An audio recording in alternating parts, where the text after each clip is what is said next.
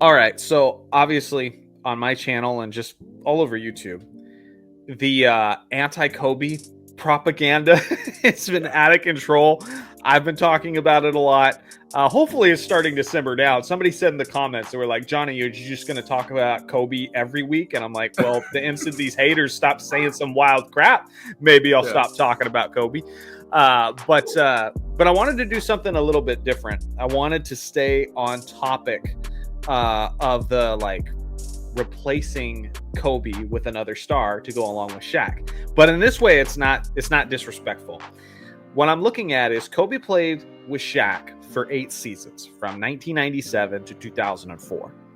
So, if you had to replace, you're trying to win as many championships as possible.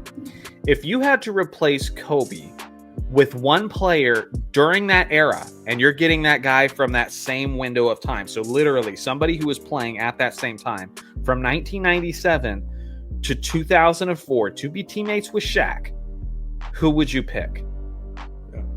And it could be like any position. It doesn't have to be, just a 2-guard just because Kobe was a 2-guard. No, you're replacing Kobe with whoever you want, but it's specifically from that era. If you pick MJ, you get 97, 98, then he retires for a while. Then you get like 2002 and 2003. And so that would be 4 out of 8 years. You definitely want that 8-year stretch, Yeah, that makes sense. So who are you taking? So I'm going to go with someone who's very different completely different play style, but is going to bring a lot of the things Kobe brought, and that's Jason Kidd. I think Jason Kidd is that who I was worried that this might be who you picked. It's okay. I got another one I can advocate for. I'm scrambling now. I'm calling it audible, but go ahead. I like your pick. At that time frame, I know you let me start.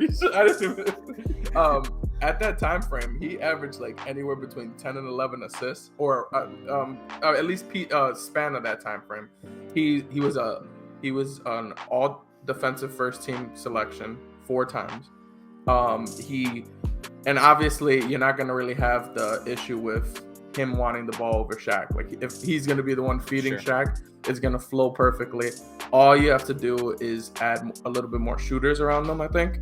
And I think that it's going to be solid. You still get the solid defense that because Kidd he could guard good shooting guards. Like he was guarding Kobe at a point in their career. Like he, not to say he was the greatest defender, but he's definitely an elite one. Yeah, and he's 6'4" point guard. He's got the size to be like guard combo guards. Yeah. Absolutely. Yeah, they're gonna be, and they'll be a big team. Yeah, so like, and then you get Fisher off the bench.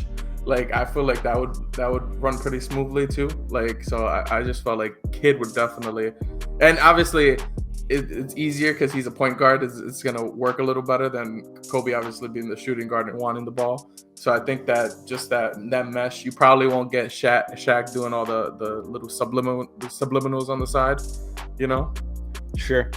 Yeah. Yeah. No, that's very true. I think the only thing that would kind of really hurt with this combo is, you better be blowing teams out because you don't really have that closer. It's not like Jason Kidd's going to be like, leading the team in scoring in fourth quarters like Kobe was. And, the hack of Shaq is still a legitimate strategy to try to slow Shaq down.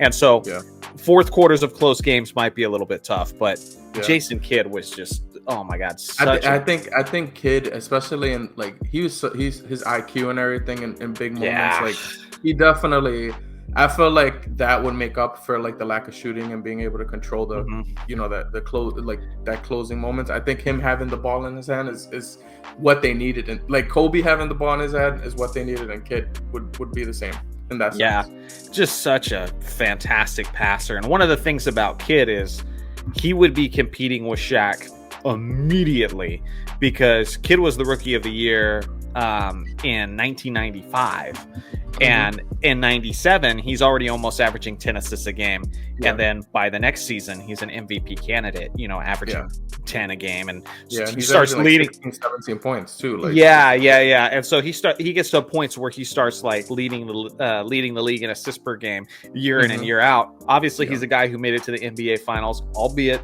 in a weaker Eastern Conference, but still took that New Jersey Nets team to the NBA finals 2 years in a row, and they went to back-to-back finals, didn't they? Right. Lost, in 02, and then they lost in 03, right? right, to the Spurs. Or am I mixing that? No, you got it right. You got it right. And so it was, 02, where we swept them. The Lakers swept them. Yep. And then 03, they lost in 6 to the San Antonio Spurs. Yep. And Kid was just so incredible. And again, a two-way threat.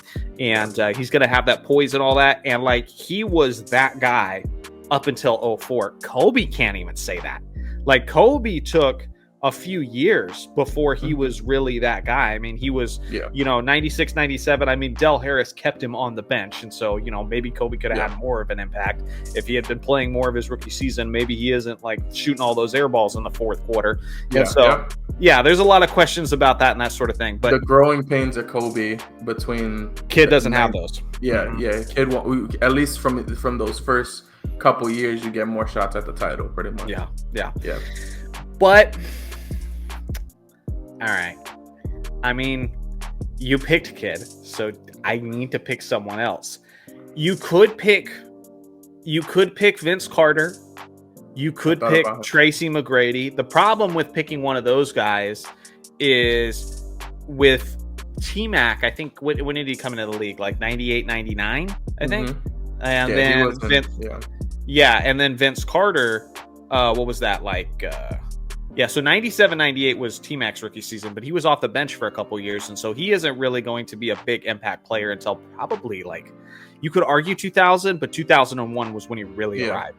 So you're really limiting your years of contention if you pick T-Mac. And then for Vince Carter came into the league and was that guy more quickly, but you don't get him until 98, 99. Yeah. And so if I can't have Kid, I'm kind of thinking of like a twin tower tandem is what I'm thinking.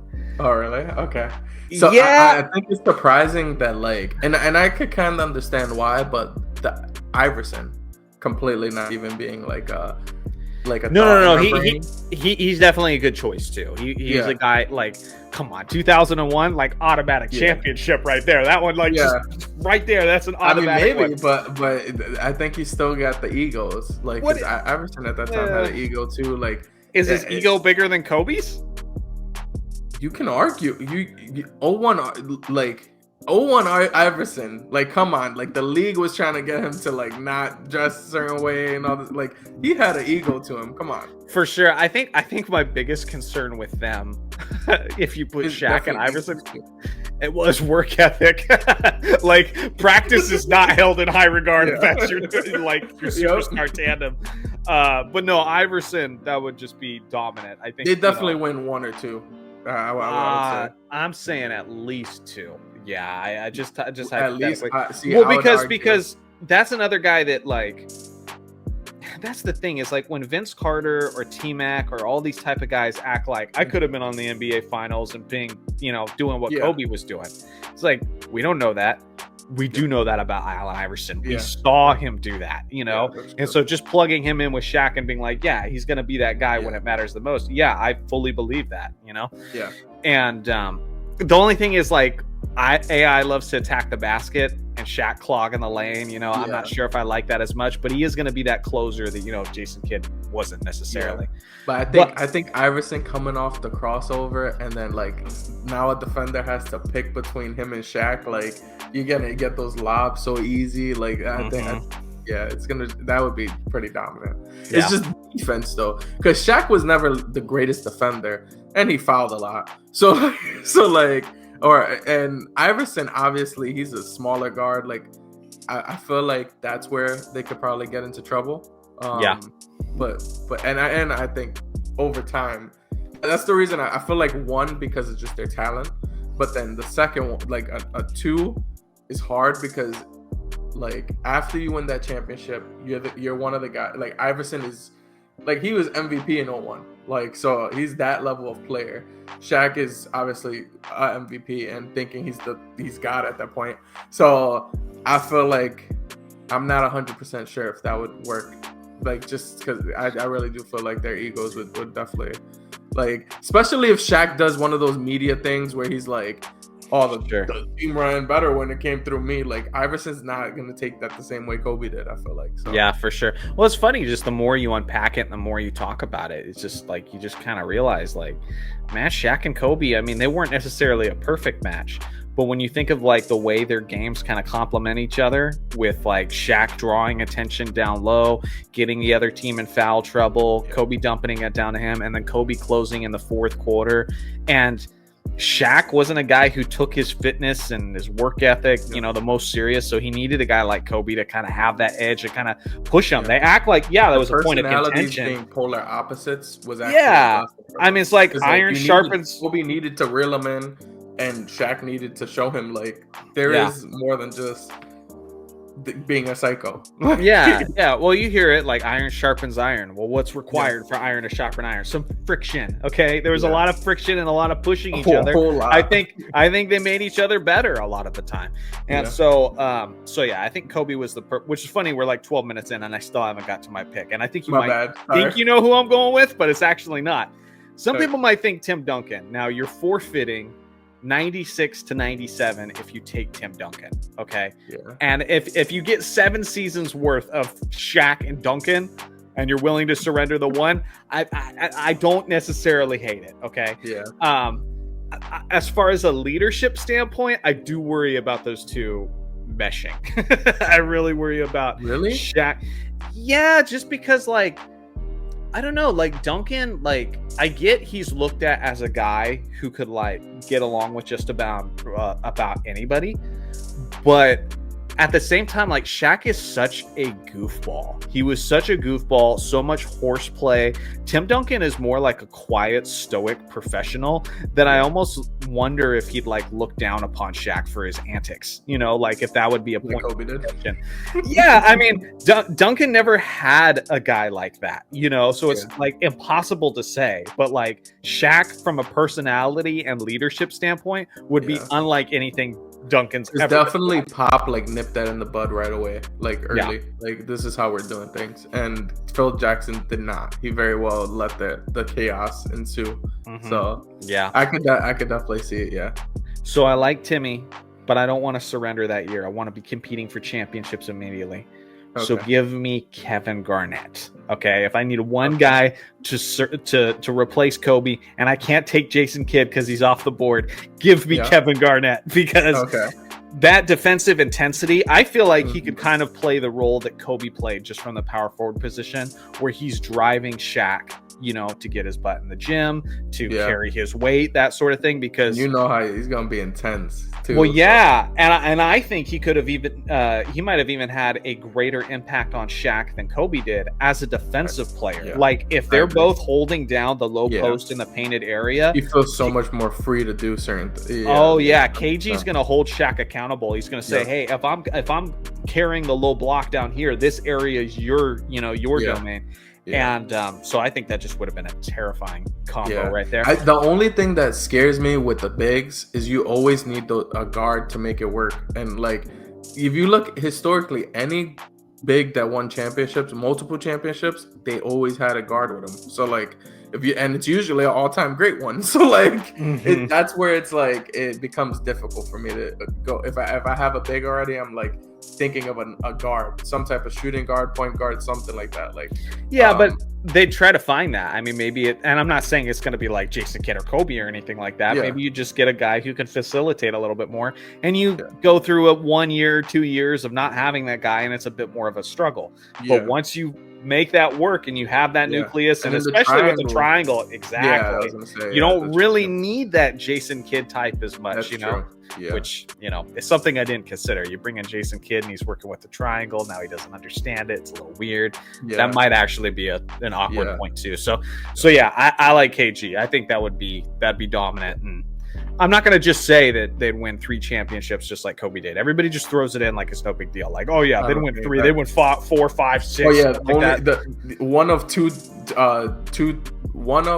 There's 3 3-peats in total. I mean, we're not counting the 50s or whatever. And and so two of them came from the greatest of all time. And then it's like, oh yeah, if we replace this other all-time great, yeah, it would definitely still happen. Like, no, like this, you gotta respect it, like for sure. Yeah. But I know they're at least they're come on, they're winning and they're competing for championships year in and year out. I don't know what the number would be, but give me that. And so let us know in the comment section below, because I just think this is a fun conversation without being a disrespectful, words I can't say on YouTube. Like, let me know if you had to replace Kobe, who would have been the best guy from that area, from that same span of time that you would replace him with.